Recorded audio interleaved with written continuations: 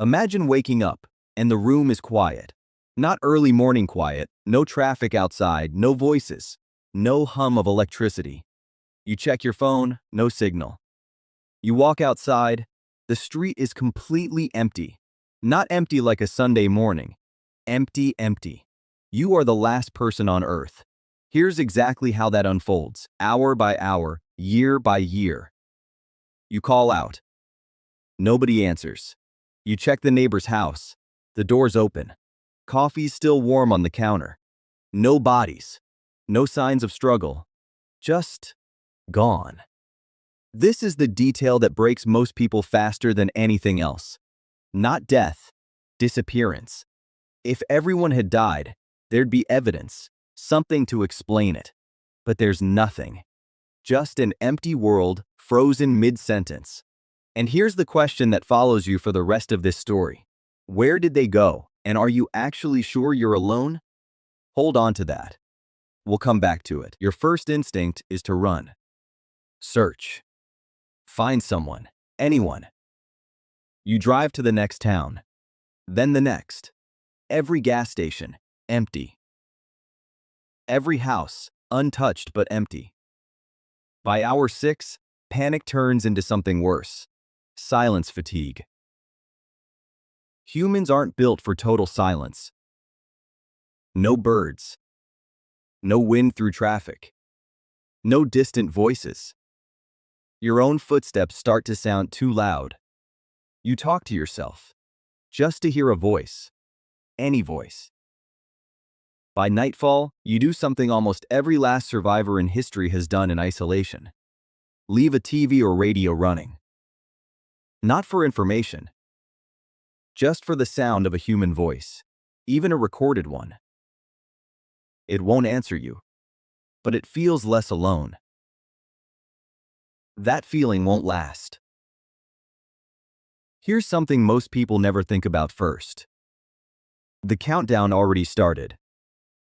Power plants need people. Nuclear plants shut down safely on their own. That part's designed to fail safe. But the regular grid? Coal, gas, those need fuel delivered, systems monitored. Within days, most cities go dark. Refrigerators stop. Water pumps stop. Cities that relied on electricity to pump water. No running water by day 7. This is the first real curiosity loop of this scenario. It's not other people you'll miss first. It's the systems they were quietly operating. Systems you never noticed were this fragile. By the end of this week, the modern world starts physically shutting itself down around you. You raid grocery stores. Canned food lasts. Fresh food doesn't. You learn, fast, that most people have no idea how to purify water, start a fire without a lighter, or preserve meat. Neither do you. You learn by failing. Here's the twist almost nobody expects. Survival isn't the hard part. Boredom is. With no one to talk to, no deadlines, no reason to do anything, time stops meaning anything. Days blur. You lose track of what day it is within 2 weeks. Psychologists who study isolation, submarine crews, solo sailors, Antarctic researchers call this the fog. Except they always had a return date. You don't. And that's when the real curiosity loop opens. If there's truly no one left, who are you even surviving for? This is where it gets genuinely eerie. Buildings don't just sit there empty. They start actively falling apart. Without constant maintenance, water leaks into walls. Mold spreads in days, not years. Sprinkler systems, triggered by fire with no one to stop it, flood entire buildings. Fires that would have been caught by a passerby now burn entire blocks, unchecked. Within a single month, cities start to look less like abandoned and more like ruins. Nature moves fast when it's not being pushed back. Weeds through sidewalk cracks, vines climbing up buildings. You notice something deeply unsettling. The world isn't waiting for you. It's erasing everyone, including the idea that they were ever here. Within weeks, animals stop being afraid of the sound of engines because there aren't any. Deer walk through what used to be highways. Predators that avoided cities start testing the edges. Dogs, pets left behind, go one of two ways. Some stay near their old homes, waiting. Some go feral within a month. This is the part almost nobody prepares for emotionally. You find animals that are still waiting for someone to come home. That's the moment most people, in every account of extreme isolation we have, say breaks something in them. Not the empty buildings. The dog still sitting by the door. By now you've relocated somewhere with fresh water and shelter. You've learned to grow food, or you're living off what's left in warehouses, which, by the way, runs out faster than movies make it look. Grocery store shelves, stripped and picked over, don't restock. By month 8 or 9, canned goods run low in any single area. You need to move constantly just to keep finding supplies. Here's the psychological shift that happens around month 10 to 12. You stop hoping someone will show up. And something strange happens when hope fully leaves. Some last survivors, in every account we have of extreme isolation, report the same thing. They start seeing things, movement in windows, a voice calling their name. Not because anyone's there, because a human brain starved of other humans starts generating them. This is where the question from the beginning comes back. Are you sure you're alone? Or is your mind starting to fill the silence for you? This is the part that's almost impossible to picture until you sit with it.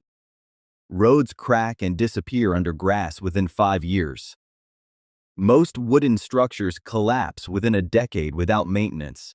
Steel bridges rust through key supports in 50 to 100 years, but you won't be around to see that part.